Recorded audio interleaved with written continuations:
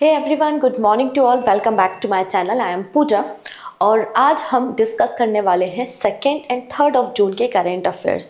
तो सबसे पहले हमें बात करना है 2 इम्पॉर्टेंट डेज के बारे में। उसके अलावा कुछ इंपॉर्टेंट पर्सन न्यूज़ में वो भी हम देखेंगे। और होता क्या है ना, जब फाइनेंशियल ईयर ख़त्म होता है तो हर एक ऑर्गेनाइजेशन अपनी अपनी रिपोर्ट निकालना शुरू कर देते हैं। जैसे हमने देखा कि आरबीआई ने अपनी एनुअल रिपोर्ट निकाली थी, वैसे ही एनएसओ ने भी अपनी एनुअल रिपोर्ट पब्लिश की है, तो उसको हम देखेंगे। इसके अलावा एक स्टैटिक पॉइंट भी हम डिस्कस करेंगे कि जैसे अगर आपसे पूछ लिया जाता है ना कि मैन्युफैक्चरिंग किस सेक्टर में आता है या आपकी माइनिंग किस सेक्टर में आती है, प्राइमरी है, सेकेंडरी है या टर्सरी है, इस तरीके के क्वेश्चन आप लोगों ने कई बार एग्जाम में देखे होंगे।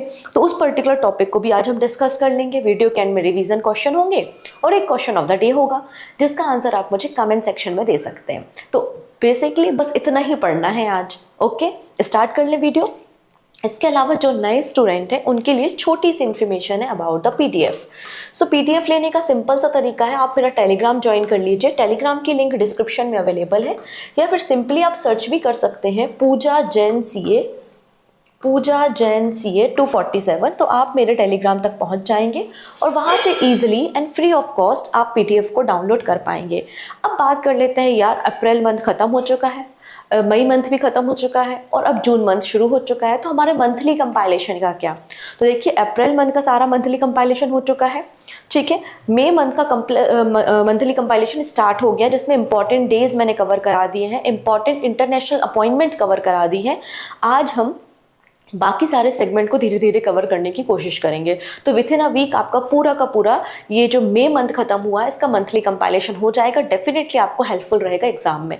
ओके, सो स्टार्ट करते हैं आज का इंपॉर्टेंट डे। तो सबसे पहले 2 ऑफ जून 2014 में 2014 में एक राज्य का, नए स्टेट का फॉर्मेशन हुआ था जिसे आज हम तेलंगाना के नाम से जानते हैं, जो पहले कभी आंध्र प्रदेश का पार्ट हुआ करता था। तो आंध्र प्रदेश से तेलंगाना को सेपरेट करके 2 ऑफ जून 2014 में एज अ 29th नंबर का स्टेट, 29वें नंबर का राज्य बनाया गया था तेलंगाना को। इसलिए आज तेलंगाना का स्टेटहुड डे या फॉर्मेशन डे हम सेलिब्रेट करते हैं और इनकी 10th एनिवर्सरी है।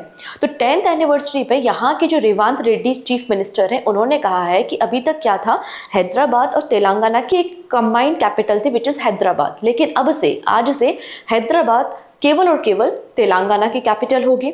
और इन्होंने अपना एंथम, जो स्टेट एंथम होता है ना, वो भी इनॉग्रेट लॉन्च किया है और एंथम का नाम क्या है? जया जया हे तेलंगाना। और इस एंथम के राइटर कौन है? तो एंदेश्री इसके राइटर है। और इस गाने को कंपोज किसने किया है? तो कंपोज किया है ऑस्कर अवार्ड विनर कीरवानी ने।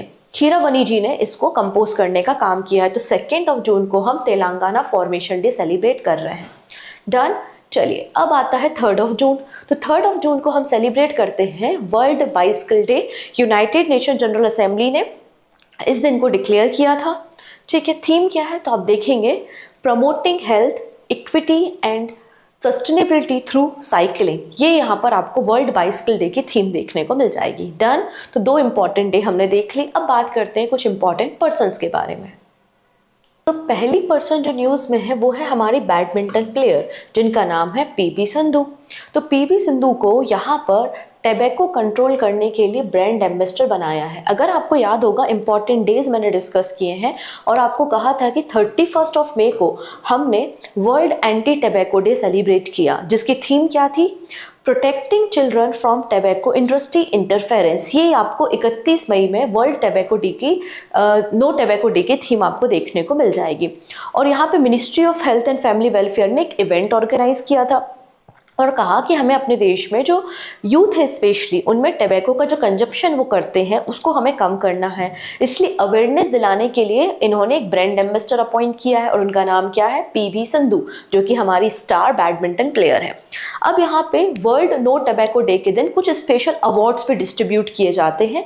तो आप देखेंगे, WHO world no tobacco day award for 2024 किसे दिया गया है? तो state tobacco control cell Odisha. तो उड़ीसा राज्य की जो जो तंबाकू कंट्रोल सेल है उसे अवार्ड दिया है, मतलब इन्होंने अच्छे तरीके से कैंपेन रन किया और तंबाकू जो कंजप्शन है उसको कम करने की कोशिश की।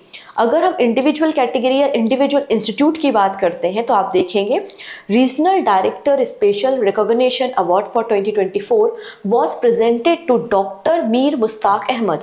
Doctor Mir Mushtaq Ahmad nodal officer है कश्मीर एरिया के, जो आपका नेशनल टोबैको कंट्रोल प्रोग्राम है उसमें नोडल ऑफिसर है कश्मीर के। कौन? डॉक्टर मीर मुश्ताक अहमद, इनको अवार्ड दिया गया है। और अगला अवार्ड यहाँ पे जनरेशन सेवियर एसोसिएशन पंजाब को दिया गया है। तो हमको याद रखना, अगर पूछ लिया जाए कि तंबाकू कंट्रोल करने के मामले में कौन से राज्य की तंबाकू कंट्रोल सेल को अवार्ड दिया है, तो आपको पता होना चाहिए उड़ीसा गवर्नमेंट को दिया गया है और ये अवार्ड WHO देता है, तो अपने आप में इंपॉर्टेंट अवार्ड है।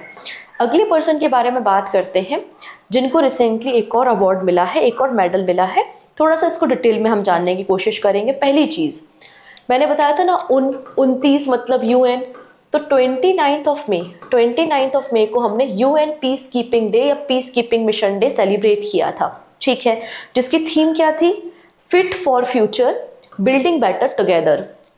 अब इस इवेंट में एक अवार्ड दिया जाता है, एक मेडल दिया जाता है जिसको हम डैग हैमरशॉल्ट मेडल के नाम से जानते हैं, ठीक है। बेसिकली जो आपका United nation peace keeping mission है उसमें एक सेक्रेटरी जनरल, यूनाइटेड नेशन के सेक्रेटरी जनरल थे जिनका नाम था डैग हैमरशॉल्ट, और इनका प्लेन क्रैश हो गया था और इनकी डेथ हो गई थी 1961। तो उनके नाम पे ही इस मेडल की शुरुआत की गई और 1997 से ये मेडल दिया जाता है। किसे दिया जाता है? जो UN पीस कीपिंग फोर्स में डिप्लॉय ट्रूप्स मेंबर होते हैं, अलग अलग देशों के जो आर्मी फोर्स होती है United nation peace keeping mission में, अलग अलग देशों में इनको डिप्लॉय किया जाता है, जैसे कि अफ्रीका में, सूडान में, माली में, नाइजर में। तो यहाँ पर क्या होता है, कई बार डेथ भी हो जाती है, तो ये अवार्ड जो है आफ्टर डेथ दिया जाता है। और किसे दिया गया है? तो आप देखेंगे इंडियन पीस कीपर है जिनका नाम है नायक धनंजय कुमार सिंह।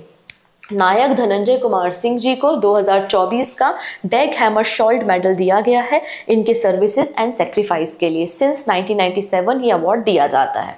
ओके, चलिए अगला नाम हम देखते हैं जो न्यूज़ में है। कुछ समय पहले भी मैंने इस अवार्ड को डिस्कस किया था क्योंकि तब अनाउंस हुआ था और अभी डिस्ट्रीब्यूट हुआ है। हम बात कर रहे हैं Nelson Mandela award for health promotion for 2024। तो ये जो नेल्सन मंडेला अवार्ड है ये WHO देता है, वर्ल्ड हेल्थ ऑर्गेनाइजेशन का अवार्ड है, ठीक है। और सिंस 2019 मतलब पहला अवार्ड 2019 में दिया गया था।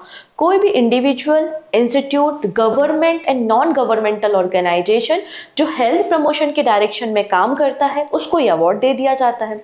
अब किसे दिया गया? तो national institute of mental health and neuro science. National institute of mental health and neuro science को नेल्सन मंडेला अवार्ड दिया है फॉर हेल्थ प्रमोशन फॉर 2024। अगर हम इस ऑर्गेनाइजेशन के बारे में बात करें तो national institute of mental health and neuro science का फॉर्मेशन 27 दिसंबर 1974 में हुआ था। कई सारे मेंटल हॉस्पिटल्स को मर्ज करके मैसूर गवर्नमेंट ने या गवर्नमेंट ऑफ मैसूर ने इसको सेटअप किया था, बट 2012 में इसे as a national institute recognise किया गया। ये institute ministry of health and family welfare के अंदर ऑपरेट होता है। हेडक्वार्टर बेंगलुरु में है और डायरेक्टर है डॉक्टर प्रतिमा मूर्ति। और इसी ऑर्गेनाइजेशन को Nelson Mandela award for health promotion दिया गया है। WHO का अवार्ड है, अगेन इंपॉर्टेंट है, याद रख लेंगे। चलो अब लास्ट पर्सन जिनके बारे में हमें बात करना है वो है Shahrukh Khan. Recently Muthoot Pappachan group, MPG group, आप लोग ने मुथूट हाउसिंग फाइनेंस के बारे में सुना होगा, हाउसिंग लोन के बारे में सुना होगा, इनकी कई सारी कंपनीज रन होती हैं। तो इस ग्रुप ने, जो कि एक नॉन बैंकिंग फाइनेंशियल कंपनी मतलब NBFC है, इन्होंने अपना ब्रांड एम्बेसडर शाहरुख खान को अपॉइंट किया है। कंपनी का फॉर्मेशन 1887 में तिरुवनंतपुरम केरला में हुआ था एंड चेयरमैन है थॉमस जॉन मुथूट, ठीक। चलो अब बात करते हैं कुछ नेशनल इवेंट्स पे, इंटरनेशनल इवेंट्स पे और स्टेट न्यूज़ पे। सबसे पहले बात आती है केरला गवर्नमेंट से। केरला गवर्नमेंट आपको पता है अकॉर्डिंग टू 2011 सेंसेक्स, तो 2011 की जो जनगणना थी उसके अकॉर्डिंगली सबसे ज़्यादा लिटरेट, एजुकेटेड, साक्षर राज्य कौन सा है? केरला है। क्योंकि आप देखेंगे लगातार नए नए इनोवेशन ये लोग लेकर आते रहते हैं। इन्होंने समझा कि किस तरीके से आजकल आर्टिफिशियल लर्निंग, आर्टिफिशियल इंटेलिजेंस और कंप्यूटर टेक्नोलॉजी पे काम हो रहा है, तो बच्चों को इनिशियली उनके जो एकेडमिक करिकुलम है इसको इंट्रोड्यूस करना चाहिए। तो केरला गवर्नमेंट ने रिसेंटली आर्टिफिशियल इंटेलिजेंस को टेक्स्ट बुक में इंट्रोड्यूस किया है। मतलब आपका भी जुलाई से जो नया एकेडमिक ईयर स्टार्ट होगा ना, उसमें 7th क्लास की बुक में एक नया कंप्यूटर का चैप्टर लॉन्च किया गया है, एड ऑन किया गया है। तो Kerala has introduce artificial intelligence learning in the information and communication technology text book for class 7 student. तो कक्षा 7 के स्टूडेंट के लिए है इनिशियली, बाद में आप देखेंगे इसको क्लास 2, 4, 6, 8, 10 के लिए भी लॉन्च किया जाएगा नेक्स्ट एकेडमिक ईयर से। ऐसा यहाँ पे कमिटमेंट किया है केरला डिपार्टमेंट ने, केरला एजुकेशन डिपार्टमेंट ने। अब ऐसा तो है नहीं कि आप केवल थ्योरी नॉलेज दोगे तो बच्चा सीख जाएगा, आपको प्रैक्टिकल नॉलेज देना होगा। प्रैक्टिकल नॉलेज कहाँ पे दोगे? कंप्यूटर लैब में दोगे। कंप्यूटर लैब में आपको कुछ सॉफ्टवेयर भी तो इंस्टॉल करने पड़ेंगे। तो इसलिए Kerala infrastructure and technology for education, मतलब काइट, तो काइट जो कि एक टेक्नोलॉजी आर्म है आपके एजुकेशन डिपार्टमेंट की, उन्होंने कहा है कि हम एसेंशियल सॉफ्टवेयर प्रोवाइड करेंगे for AI learning on the laptop. तो जो भी स्कूल में लैपटॉप्स हैं, कंप्यूटर्स हैं, उनमें हम एआई सॉफ्टवेयर को इंट्रोड्यूस करेंगे। ओके, चलिए नेक्स्ट बात करते हैं अडानी पोर्ट्स के बारे में। देखिएगा, अभी काफ़ी दिनों से कुछ पोर्ट्स आपको न्यूज़ में देखने को मिल रहे हैं। तो आपको आने वाले समय में आपके एसएससी या कोई भी वनडे एग्जाम है, वहाँ पर पोर्ट से क्वेश्चन ज़रूर मिल सकता है कि कितने मेजर पोर्ट्स हैं, कौन सा पोर्ट कहाँ पर है, क्या नाम चेंज किया गया है, कंटेनर कैपेसिटी के मामले में कौन सा है, कार्गो हैंडलिंग में कौन सा है। तो ये क्वेश्चन बनेगा क्योंकि देखो लगातार पोर्ट्स न्यूज़ में है। तो मैंने एक सेपरेट वीडियो बनाया था जहाँ पर मैंने इंडिया के 12 मेजर पोर्ट्स को डिस्कस किया था, 12 मेजर पोर्ट्स ऑफ इंडिया। अगर आपने ये वीडियो नहीं देखा तो मैं आपको सजेस्ट करूंगी इस वीडियो को देखो, इससे पता चल जाएगा कि 12 पोर्ट कौन से हैं, 13th नंबर का जो मेजर पोर्ट है वो कहाँ पर प्रपोज किया गया है, किसका नाम क्या चेंज किया गया है, एटसेट्रा। तो सारी बातें आपको यहाँ पे पता चल जाएंगी कि ओल्डेस्ट कौन है, डीपेस्ट कौन है, नेचुरल कौन है, आर्टिफिशियल कौन है, सब कुछ मैंने यहाँ पे बताया हुआ है। तो इस वीडियो को आप देख लेना, ठीक है, प्लेलिस्ट में आप ढूंढोगे तो मिल जाएगा। डन। चलो अब बात करते हैं वापस। तो कुछ समय पहले मैंने कहा था कि गवर्नमेंट ऑफ इंडिया ने म्यांमार के सितवे पोर्ट के साथ भी एक एग्रीमेंट किया था कि म्यांमार का Sittwe port operate government of India करेगी, याद है। इसके अलावा कुछ दिन पहले हमने कहा था कि 10 साल की एक डील साइन हुई है चाबहार पोर्ट के साथ, ईरान के चाबहार पोर्ट और इंडिया के साथ। अभी यहाँ पे अडानी पोर्ट आ गया। तो Adani port to manage there es Salaam port of Tanzania for 30 years. तो सबसे पहले हमें तंजानिया देखना होगा, तो अफ्रीका कॉन्टिनेंट गए। अफ्रीका कॉन्टिनेंट में आपको एक कंट्री देखने को मिलेगी विच इज़ तंजानिया, जो कि इंडियन ओशियन के साथ बॉर्डर शेयर करती है, ठीक है। तंजानिया की कैपिटल डोडोमा देखने को मिलेगी और इसका जो कोस्ट है, इस कोस्ट में आपको एक पोर्ट देखने को मिलेगा जिसका नाम है दर ए सलाम पोर्ट। और इसी दर ए सलाम का जो पोर्ट है उसमें इसे 30 ईयर्स पे लीज पे लिया है अडानी ग्रुप ने, ठीक है। कंटेनर पोर्ट है जिसको ये ऑपरेट करेगा। तो Gautam Adani owned Adani group has entered the port business in the Africa country of the Tanzania by securing a 30-year lease of the container terminal 2 at the Dar es Salaam port. क्योंकि एक port पे कई सारे terminals हो सकते हैं, तो यहाँ पे जो कंटेनर टर्मिनल 2 है उसको 30 साल के लिए लीज पे लिया है। ये agreement recently Tanzania port authority और Adani international port holding private limited के बीच में साइन किया गया है, ठीक है। जैसे कि मैंने बताया कि रिसेंटली एक एग्रीमेंट हुआ था। कौन सा एग्रीमेंट हुआ था? Indian government own Indian port global limited ने एक एग्रीमेंट साइन किया है और 10 ईयर की डील साइन की है to manage and operate the Shahid Beheshti terminal of Chabahar port of Iran, ठीक है। अब अडानी ग्रुप की बात करते तो ऐसा नहीं है कि अडानी ग्रुप का ये पहला ओवरसीज ऑपरेशन है, मतलब पहली बार ये दूसरी कंट्री में ऑपरेट कर रहा है, नहीं। इसके अलावा भी कुछ और पोर्ट्स हैं जिनको अडानी ग्रुप मैनेज करता है, ऑपरेट करता है, जैसे कि हाइफा पोर्ट आपको इजराइल में देखने को मिलेगा which is managed by own by Adani group.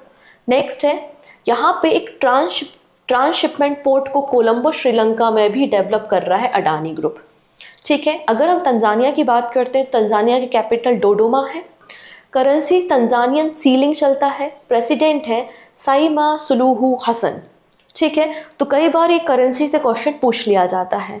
अब यहाँ पर आप देखेंगे कई सारे पोर्ट हैं जो इंडिया में अडानी ग्रुप ऑपरेट करता है, आपके ईस्टर्न कोस्ट में भी है और वेस्टर्न कोस्ट में भी है। कौन कौन से पोर्ट्स हैं, ज़रा एक नज़र डाल लेते हैं। वेस्टर्न कोस्ट में लगभग 7 पोर्ट्स हैं जिनको अडानी ग्रुप मैनेज करता है, 7 पोर्ट्स को। और ईस्टर्न कोस्ट में लगभग 8 पोर्ट्स हैं जिनको अडानी मैनेज करता है। तो वेस्ट में आप देखेंगे Mundra port, very important port, recently मैंने बताया था लार्जेस्ट शिप मुंद्रा पोर्ट पे डॉक हुई थी, याद आया। एना के बारे में हमने डिस्कस किया था, MSC एना। तो ये मुंद्रा पोर्ट है जो कि आपको कहाँ पर देखने को मिलेगा, गल्फ ऑफ कच्छ गुजरात में। फिर मरमगांव पोर्ट इन गोवा में, दीघी इन महाराष्ट्र और बझिंगम इन केरला। ठीक, इसके अलावा ईस्टर्न कोस्ट में भी है हल्दिया पोर्ट इन वेस्ट बंगाल। फिर आपका Dhamra and Gopalpur in Orissa. Next है Gangavaram and Krishnapatnam in Andhra Pradesh, Kattupalli and Ennore in Tamil Nadu and Karaikal in Puducherry. तो ये कुछ और ऐसे टर्मिनल्स हैं, कंटेनर शिपमेंट पोर्ट्स हैं जिनको ऑपरेट करता है या मैनेज करता है अडानी ग्रुप। अब यहाँ पे ना तंजानिया के बारे में आपको सब कुछ जान लेना है, वेरी इंपॉर्टेंट। ठीक है, कुछ बातें मैं बता रही हूँ, कुछ बातें आप लोग खुद से पढ़ने की कोशिश कीजिएगा। सबसे पहली बात, तंजानिया अफ्रीका में है, कोई दिक्कत नहीं। ठीक है, इंडियन ओशन के साथ बाउंड्री शेयर करता है, कोई दिक्कत नहीं। डोडोमा इसके कैपिटल है, ये भी कोई दिक्कत नहीं। अब आगे बात करते हैं, ये है लेक विक्टोरिया। और लेक विक्टोरिया आप देखोगे युगांडा, और यहाँ पे आप देखो तंजानिया हो गया, रवांडा हो गया, केन्या हो गया, इनके साथ बॉर्डर शेयर करता है। तो तंजानिया के साथ भी बॉर्डर शेयर करता है लेक विक्टोरिया, इंपॉर्टेंट लेक है अफ्रीका कॉन्टिनेंट की। अब यहाँ पे तंजानिया में आपको माउंट किलिमंजारो देखने को मिलेगा। तंजानिया और केन्या की बॉर्डर पे देखिए माउंट किलिमंजारो है, और माउंट किलिमंजारो अफ्रीका का हाईएस्ट माउंटेन है, लगभग 5800 मीटर की हाइट पर आपको देखने को मिलता है। अब यहाँ पे तंजानिया एक और लेक के साथ बॉर्डर शेयर करता है, ये है लेक टंगनिका। ये जो लेक है ये सेकेंड डीपेस्ट लेक है इन द वर्ल्ड। पहली तो लेक आपको लेक बेकाल देखने को मिलेगी जो रशिया में है, जो सबसे वर्ल्ड की डीपेस्ट लेक है। लेकिन ये सेकेंड नंबर पे डीपेस्ट लेक आपको मिलेगी तंजानिया में, जो तंजानिया के साथ बॉर्डर शेयर कर रही है, टंगलिका लेक। ये लेक वर्ल्ड की longest, not largest, it's longest fresh water lake, it's a longest fresh water lake. तो आपको इसको पता होना चाहिए। ठीक है, बाकी बातें आप और पढ़िएगा इसके बारे में, कुछ इंपॉर्टेंट हाईलाइट्स मैंने बता दिए। अब नेक्स्ट बात करते हैं BFI, boxing Federation of India के बारे में। देखिए, बॉक्सिंग फेडरेशन ऑफ इंडिया के जो प्रेसिडेंट हैं वो अजय सिंह हैं। 2019-20 की बीच की बात है, हुआ क्या था, इंटरनेशनल ओलंपिक कमेटी ने रिफ्यूज कर दिया था to recognise the International Boxing Association. International Boxing Association के वाइस प्रेसिडेंट भी अजय सिंह हैं। ठीक है, तो इंटरनेशनल बॉक्सिंग एसोसिएशन का मेंबर था इंडिया, और लेकिन इस पूरे के पूरे एसोसिएशन को रिकॉग्नाइज करने से मना कर दिया था इंटरनेशनल ओलंपिक कमेटी ने, क्योंकि इनको कुछ गवर्नेंस इशू था, सिक्योरिटी एंड फाइनेंशियल इशूज भी थे, तो इसको रिकॉग्नाइज करने से मना कर दिया। जब इसको रिकॉग्नाइज करने से ही मना कर दिया तो इसके बैनर के अंदर जितने भी बॉक्सिंग इवेंट्स होंगे उसको भी इंटरनेशनल ओलंपिक कमेटी एंटरटेन नहीं करेगी। तो इन्होंने बोला कि 2024 के तो ठीक है ओलंपिक्स, लेकिन 2028 में जो लॉस एंजलिस के ओलंपिक्स होंगे हम उनको एंटरटेन नहीं करेंगे अगर इंटरनेशनल बॉक्सिंग एसोसिएशन के बैनर के अंदर उनको खेला जाता है। उसके बाद क्या हुआ, उसके बाद एक नई ऑर्गेनाइजेशन 2023 में बन गई, जिसको आज हम वर्ल्ड बॉक्सिंग के नाम से जानते हैं। तो वर्ल्ड बॉक्सिंग का फॉर्मेशन 2023 में हुआ था, एंड वर्ल्ड बॉक्सिंग के प्रेसिडेंट बोरिस वैन डर वॉर्स्ट हैं। ठीक है, रिसेंटली न्यूज़ में क्यों है, क्योंकि बॉक्सिंग फेडरेशन ऑफ इंडिया ने मेंबरशिप ज्वाइन कर ली है वर्ल्ड बॉक्सिंग की। तो Boxing Federation of India has agreed to become a member of World Boxing, the International Federation established to ensure boxing remain at the heart of Olympic movement, जिससे आने वाले समय में भी बॉक्सिंग के सारे इवेंट्स ओलंपिक में हो सकें। ठीक है, तो ये आपकी न्यूज़ है छोटी सी। अब यहाँ पे कुछ पॉइंट्स आपको एक्चुअली याद करने पड़ेंगे, जिसमें आपकी ज़्यादा कोई मदद नहीं कर पाऊंगी मैं, लेकिन बता सकती हूँ इम्पॉर्टेंट है, क्योंकि NSO अपने आप में इम्पॉर्टेंट होता है। नेशनल स्टैटिकल ऑर्गेनाइजेशन NSO ने अपनी एनुअल रिपोर्ट पब्लिश की है। एनुअल रिपोर्ट FY24 की रिपोर्ट है। FY24 का मतलब होता है आपका, अगर हम देखेंगे तो अप्रैल 2023 से लेकर आपका ये अभी मार्च 2024। ठीक है, तो ये वाली जो फाइनेंशियल ईयर खत्म हुआ है ना, इसकी एनुअल रिपोर्ट इन्होंने पब्लिश की है कि कितना हमारा ग्रोथ हुआ, कितनी GDP ग्रोथ हुई, कितनी एस्टिमेट की गई थी, एटसेट्रा। ठीक है, तो इन्होंने कहा कि भारत की जो जीडीपी ग्रोथ हुई है FY24 मतलब 2023-24 में वो कितनी हुई है, 8.2% हुई है अकॉर्डिंग टू द NSO, 8.2% हुई है। प्रीवियस ईयर मतलब 2022-23 में ये 7% थी, मतलब हमारी इकोनॉमिक ग्रोथ अच्छी हुई है।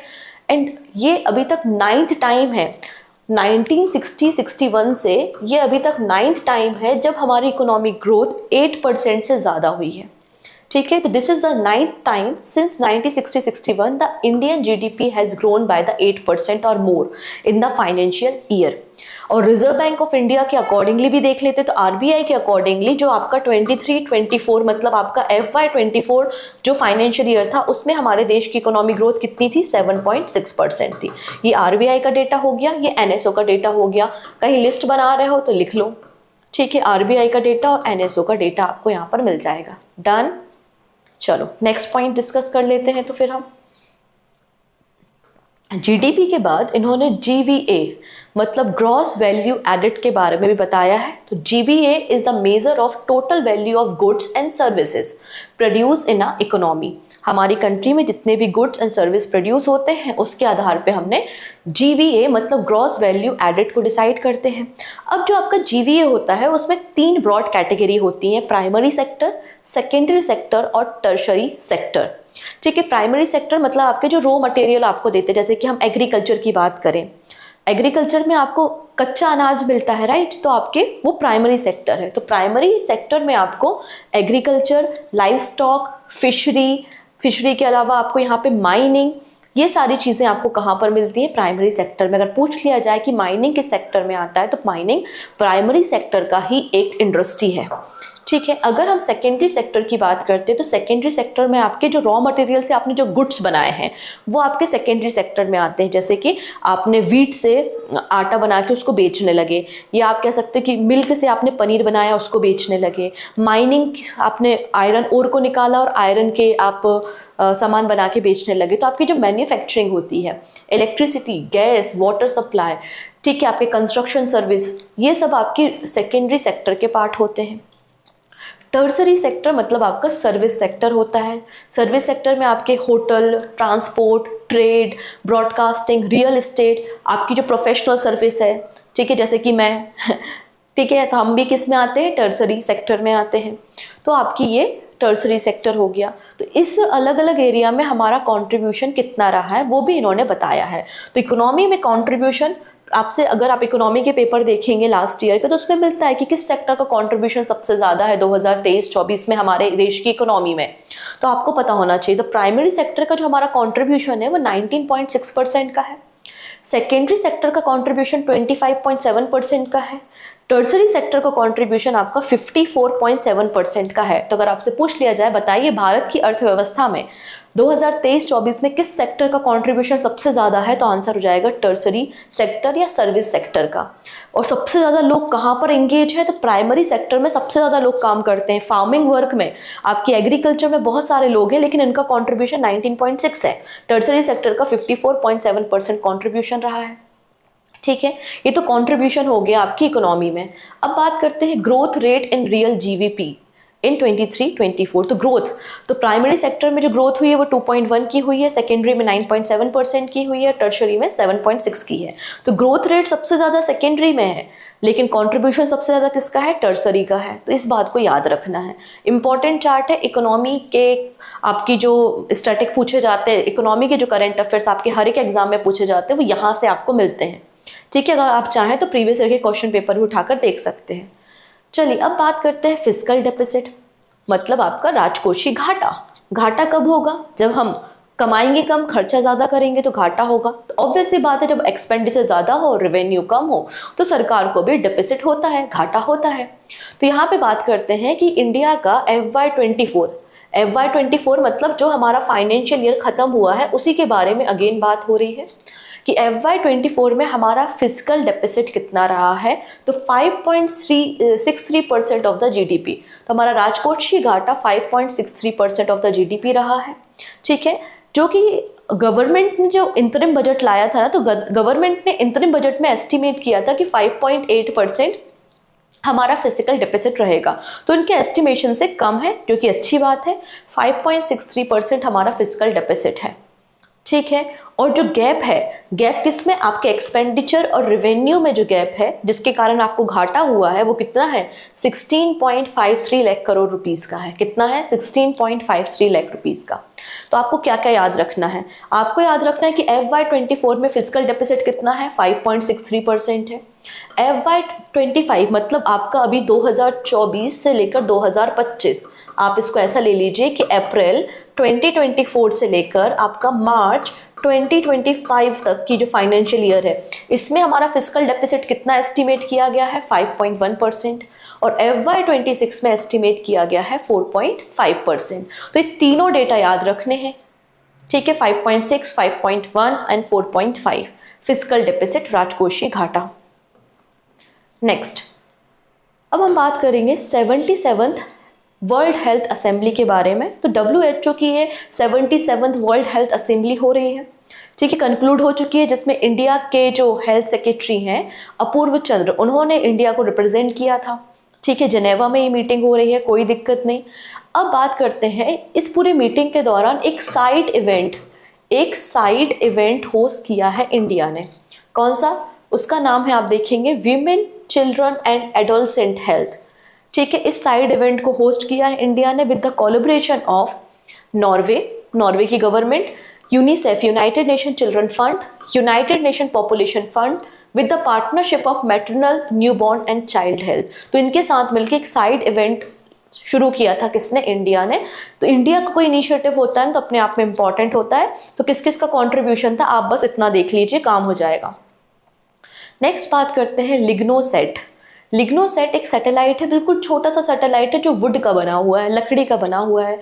एंड वर्ल्ड का ये पहला वुडन सैटेलाइट है जिसको जापान और नासा दोनों मिलके 400 किलोमीटर के एल्टीट्यूड पे इसको लॉन्च करने वाले हैं। तो सितंबर में इसको लॉन्च किया जाएगा। In a world first, Japanese researchers have built a tiny wooden satellite named LignoSat that will be launched into the space in the September। Ligno का मतलब वुड होता है और सेट मतलब सैटेलाइट, तो वुड का बना हुआ सैटेलाइट है। इसका कंस्ट्रक्शन मैग्नोलिया वुड से किया गया है। और कंस्ट्रक्शन किसने किया है, तो आंसर हो जाएगा जापान और नासा ने किया है। जापान की कुछ यूनिवर्सिटी जैसे कि क्योटो यूनिवर्सिटी ने एकेडमिक एक्सपर्टीज दी है। फिर आपका सुमितोमो फॉरेस्ट्री ने इंडस्ट्रियल एक्सपेरिमेंट करने के लिए मदद की है, वुड यूटिलाइज कैसे करना है, कौन सा वुड लेना चाहिए। ऑब्वियस सी बात है, जो हमारे स्पेस के जो भी बियर एंड टीयर है उसको कैरी कर सके, राइट, सस्टेनेबल हो, स्टेबल हो। और नासा ने यहाँ पे इंटरनेशनल कोलैबोरेशन किया है। तो इस तरीके से इस प्रोजेक्ट को लॉन्च किया गया है। चलिए, अब एक और टर्म हम यहाँ पे समझते हैं, विच इज क्रायोनिक्स। क्रायोनिक्स यहाँ पे ऑस्ट्रेलिया ने क्रायोनिक्स टेक्निक से बेसिकली एक आदमी को यहाँ पे फ्रीज किया है, ठीक है, उसकी डेड बॉडी को प्रिजर्व किया और फ्यूचर में इसको जिंदा करेंगे, ठीक है। कुछ तो कर रहा है सॉरी कुछ तो ये लोग कर रहा है, चलो देखते हैं। A cryonics company has frozen its first client in the Australia in the hope of bringing him back life in the future। ठीक है, इनको लिक्विड नाइट्रोजन में प्रिजर्व किया है और टेम्परेचर -196 डिग्री सेल्सियस पे टेम्परेचर को मेंटेन किया है और यहाँ पर इनको फ्रीज किया गया है। और फ्यूचर में इनको रिवाइव करेंगे, ठीक है, फ्यूचर में इनको रिवाइव करेंगे। तो इसको प्रैक्टिस को क्या बोला जाता है, इस प्रैक्टिस को क्रायोनिक्स कहा जाता है। तो आपको बस याद रखना है कि क्रायोनिक्स प्रैक्टिस क्या है। और ऑस्ट्रेलिया ने पहली, मतलब जो क्रायोनिक्स कंपनी है ऑस्ट्रेलिया ने इसको पहले क्लाइंट को अपना फ्रीज करने का काम किया है, ठीक है। चलिए नेक्स्ट बात करेंगे NTPC। So NTPC impact with RINL for supply of limestone. Limestone क्या होता है, आपका चूना, जो आपका कैल्शियम कार्बोनेट होता है ना, कैल्शियम कार्बोनेट CaCO3, उसको ही हम लाइमस्टोन कहते हैं। यही आपका मार्बल भी है, यही आपका संगमरमर भी है, सब कुछ यही है, ठीक है।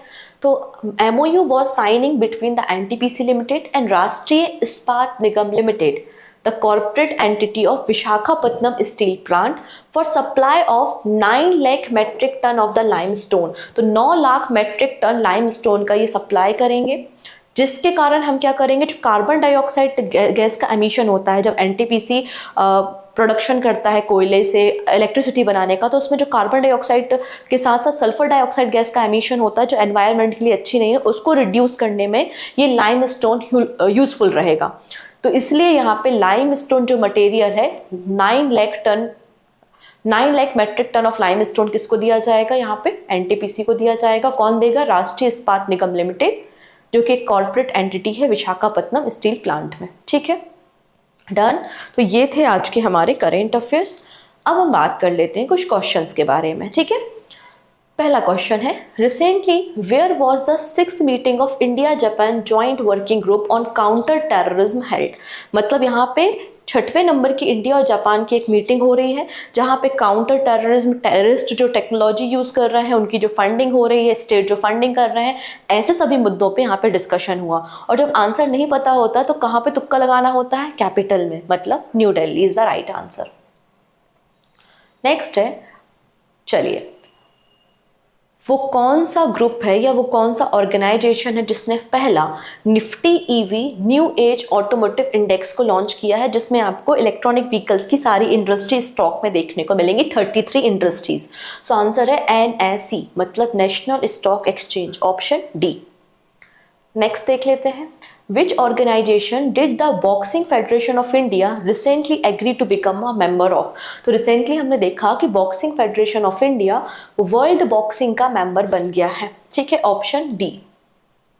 चलो अब बात कर लेते हैं, जून 2024 में Adani port and special economic zone will operate and manage container terminal 2 at the Dar es Salaam port of which country through its subsidiary Adani International Port Holding Private Limited with a concession agreement for 30 years। तो यहाँ पे ये port basically कहाँ पर है जहाँ पे Adani group इसको 30 सालों के लिए ऑपरेट करेगा। आंसर है तंजानिया, ऑप्शन ए। नेक्स्ट है, अब यहाँ पे बोला जा रहा है कि बताइए गवर्नमेंट के अकॉर्डिंगली भारत का फिजिकल डेफिसिट कितना रहा है। राजकोट ये घाटा पूछ लिया गया, कब का घाटा है ये, 2023-24 का है, कितना, 5.6। अगर 2024-25 लिखा होता तो 5.1 करना था। तो इस ईयर पे थोड़ा सा ध्यान देना, क्या चाह रहा है ये आपसे।